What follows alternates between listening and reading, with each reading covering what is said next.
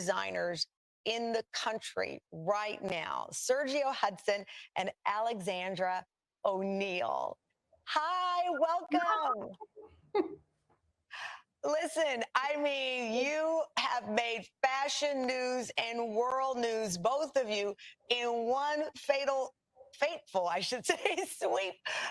And I can't wait to talk to you. Let me start off with you, Alexandra. For those who may not know, your brand name is Markarian. Correct. And the day our current First Lady emerged in front of us on television, we all thought, who is she wearing? And the name that popped up was yours. How did that feel? It was very surreal. I still can't believe it. Myself was even surprised when she walked out because it wasn't totally confirmed that she'd be wearing Markarian to the inauguration. I was hopeful and I had a good feeling about it, but you kind of never know until she walks out whether or not she's going to be wearing it. So I was almost just as surprised as everybody else, but very, very proud moment. I feel very humbled to have been just, a small part of such a momentous day and a piece of American history. You are a part, both of you now, parts of American history. Tell me, Alexandra, the backstory here. So, how does that take place? Did you receive a phone call from Dr. Jill Biden's staff? How did that play out? Yeah, so we got a phone call from Dr. Biden's stylist and team in December. I think they reached out to a few other designers as well, and they just wanted to see some initial sketches and hear some initial ideas, and it just kind of evolved from there. And boy, did it evolve. Because I want to know your backstory. As I say here on the show, it's easy to, talk about the finale, but the pages that it took to get there. I want to unpack that with you, Alexandra, but I want to pivot real quick to Sergio. Sergio, what did you know that your fashions, what you picked out would be worn by Michelle Obama? I didn't. It's kind of a similar situation. I have a close relationship with Meredith Coop, who is Michelle Obama's stylist. And she texted me the night before and she was like, okay, it's between you and one other look. And I was like, oh my God, this is the worst moment ever. The worst, best moment ever. Yeah, so, we were, I was boarding a plane because I had to fly to DC to bring Kamala her coat for that night. And so we had already sent the stuff for Mrs. Obama. We were just waiting to hear. And as I was boarding the flight, we were landing in Philadelphia. I got the text that she was wearing it, and then my phone went dead. For those who are watching right now, Sergio said Kamala, who he means is Vice President Kamala Harris, because you also dressed the Vice President for her evening jacket look that we saw, that beautiful jacket there. So it was a 1-2 punch for you. Yes, it was, and it was unexpected in both senses. You never know what's going to happen. You never know the door that's going to be open for you to rush through. So let me start, Alexandra. How long have you been designing? I've been designing most of my life. My grandmother, Gigi, taught me how to sew when I was little, when I was 10 years old. And I've been making my own clothing ever since. I just fell in love with making clothing then and launched Markarian in 2017. And the rest is history. Well, it is beautiful history, but I don't want to rush the story here. Now, did your Gigi give you a needle and thread and say, hey, or did you start off dressing your dolls? When did you recognize that this is my thing? This is what I love? I think that I always had an interest in it, which is one of the reasons why she taught me how to sew. She taught me how to sew on her old 1950s Singer sewing machine, which we still have in our house. And I used to go to our local fabric store in Colorado, and I would buy a bunch of fabric and lay it out on her floor in her bedroom. And she would help me drape it and put everything together. And that's pretty much how we started. Do you remember the first thing you made that you were proud of, that you thought, oh, this is good, I'm ready to show everyone? I made a little ruffle skirt out of one of my brother's old polo shirts, and I loved it. It was pink, it was I hope you archive that somewhere because that will mean something. Sergio, tell me about yourself. When did the fashion bug bite you? When did you know, hey, I might be onto something? I think definitely it was very early for me. I was at the most 5 years old, and I knew exactly what I wanted to do, and it was never a other option for me. I grew up in a household that was pretty much fashion obsessed. My mother and my sister was a model, and my mom made clothing. She never taught me how to sew because she said she didn't have the patience, so she would send me to college to learn. So you But grew I up in started this sketching fashion. at that age. So you grew up at this fashion house. So there, your sister's a model, your mother is sewing. And do you remember when you realized, though, that I have a talent, that I'm not just putting needle to thread, I'm not just putting on buttons. This is me. This is what I can bring to the world. You know what's crazy? I don't remember a time when I was it was like an epiphany for me that I had the talent, I had what it takes. I just remember, because you don't remember much from that age, but I just remember my mother asking me, should I wear these shoes with this or not, at a very young age, and me telling her, yes, wear the mustard shoes with the purple because they're coinciding colors. Like, I remember things like that. So I've just always been that person, and I've always just had the fashion bug inside of me. So Let me tell you, if my 5-year-old knows the difference between yellow and mustard, I will have done my job right. Please let me let me tell you that. Alexandra, talk to me about launching your line in 2017. And I ask, under the lens though, right now, you both know it's very difficult for young designers. The world of fashion has faced a challenge like the rest of us that no one saw coming and have been hit very hard. But then, well, now it's 2021, but 2017, what was the climate like when you launched your brand, and how did you know that that was the right time to strike? It was a lot friendlier in 2017 for sure. I launched it because I was having a hard time finding beautifully made clothing that was fun and not too serious, but also well made and wearable. So that's one of the reasons why I launched it. And I also knew immediately that I wanted to make everything in New York and support the garment center in New York, which is what we still do. So that was always really important to me too. Sergio, when you started to cultivate your brand and your identity, we're often inspired by people who came before us. Did you pull inspiration from someone that you'd seen or read about outside of the fashion women in your own home? oh, definitely. I mean, growing up, I grew up, I'm 36, so I was young in like the late 80s, early 90s. Was around the time I began to be interested in fashion. And of course, at that time, the top designers were Gianni Versace, Gianfranco Ferré, Terry Mugler, Alaya. Those were very strong influences on my aesthetic to this day. And especially as an Alaya, I just love the way he dressed women's bodies, and he didn't really care what was going on in fashion. He was going to make a woman look beautiful in the way that he felt she should look beautiful, and most women agreed with him at the time. So I just gravitated towards that style, and I've kind of kept that all my career.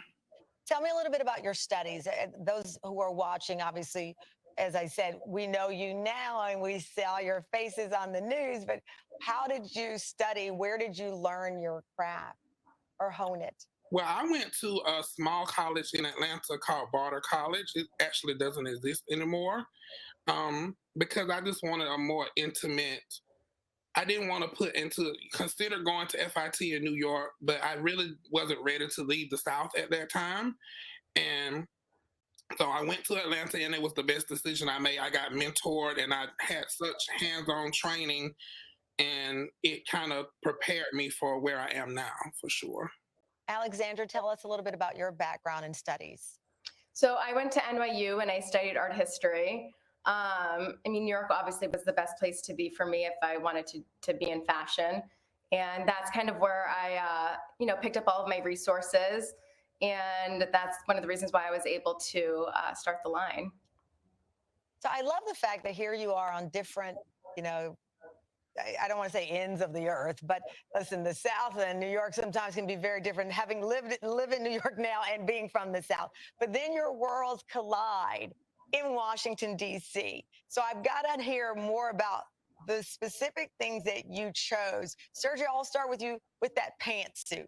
Because you don't often see pants, and then in that beautiful, how do you describe that color, since you told your mom mustard or yellow? What is that color? Well, it would be technically, for people outside of fashion, it would be like a deep burgundy, but inside of fashion we kind of call it like ox blood, a really deep burgundy color. Everybody's calling it plum or whatever, but it's like But it's ox blood. That is the official color. So did you send a sketch to Michelle Obama's team, or you instantly got her size and sent the actual garment?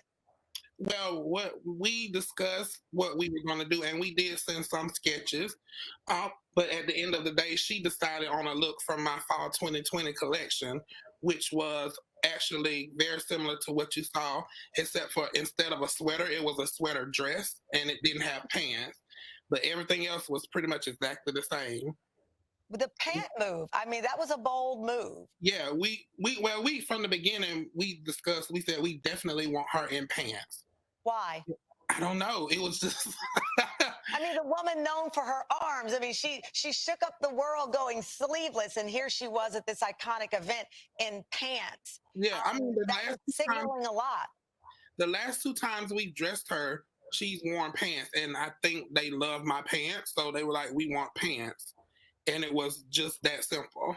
It was no like science to it or anything. We just said, let's do pants. And you also wanted to keep it monochromatic, that one look, one color, or was it? Because it was hard. Listen, I wish I had a HD TV at home. I was watching my home TV. Was it all one color, oxblood, monochromatic? It was a monochromatic, and I'm kind of known for that. So that was pretty much what you saw Michelle wear was something that was quintessential Sergio Hudson. Like, I would put that in my collection. It was in my collection, and it was the same color through and out, but it was different fabrics. So when fabrics are in different fabrications, sometimes it gives a little different shade. Yeah. But yeah, it was the same color all through. She looked like a superhero. She looked like, I mean, the belt, I think I just watched Wonder Woman a few days prior. The jacket, the belt, it was strong, and it was refreshing, and it seemed very authentic, even though it was from a prior collection and it wasn't custom made for her. It looked like it was made for her. Did you feel that way when you saw her walk out? Oh, definitely. I was shocked. I was in the airport and I had to run to the lounge to see it because my phone went dead. And I was in the airport with everybody else seeing her walk down the stairs. And I literally heard the people around me audibly gasp. They were like, and I was like, wow, like, this is crazy. And then when I saw her, I almost forgot for a minute that I made the outfit that she had on, because I was like, wow, she looks really good. And then, and it was crazy, the immediate reaction, and I knew it was different when the girl next to me was like, oh my God, some guy named Sergio Hudson made it. And they were like, it was like spreading around the room, and I walked out because I was like, oh my God, what if they scroll down my Instagram and see my face? I'm like, what am I gonna do?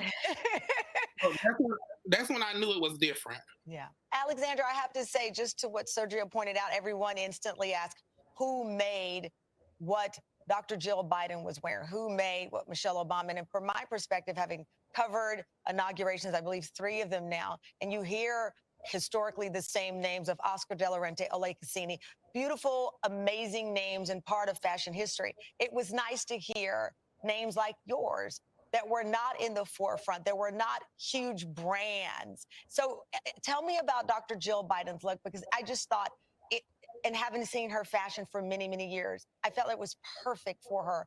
How did you know it was the right decision for her? Thank you.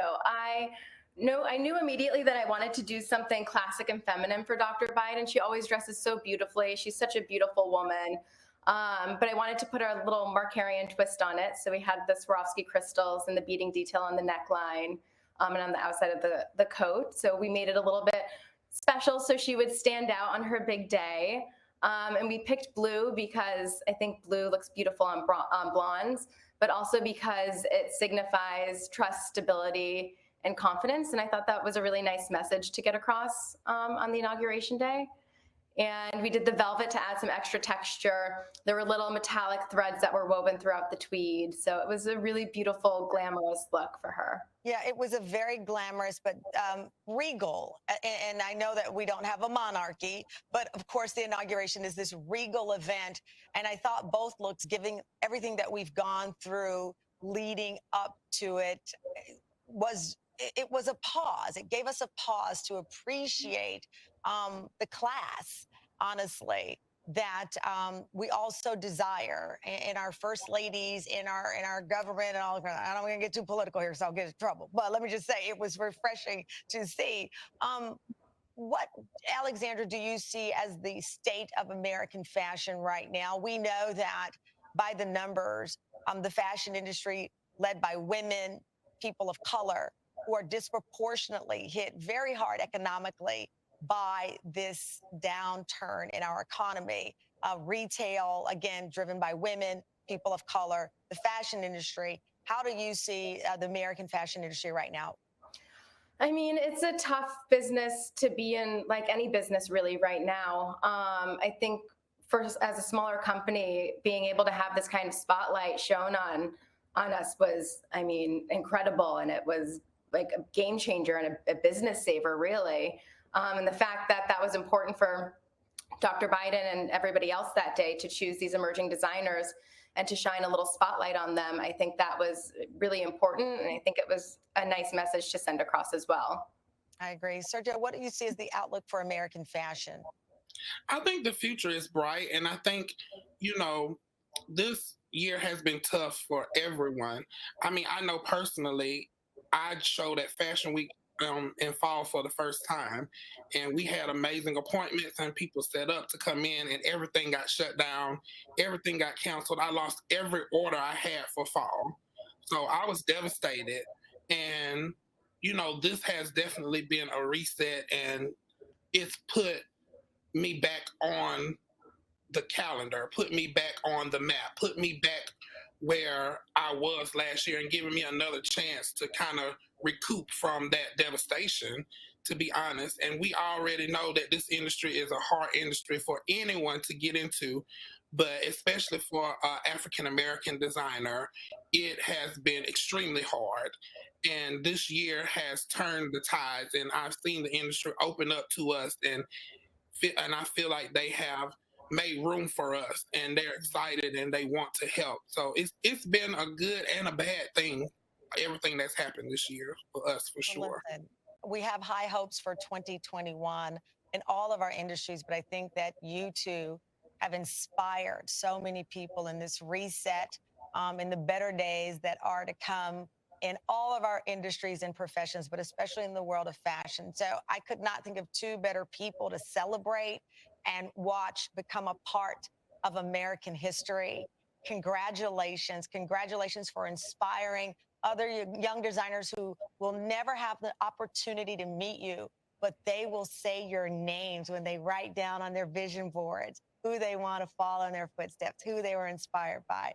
So thank you both, and congratulations. I'm so happy for you and so proud of you. Thank you so much. Thank you.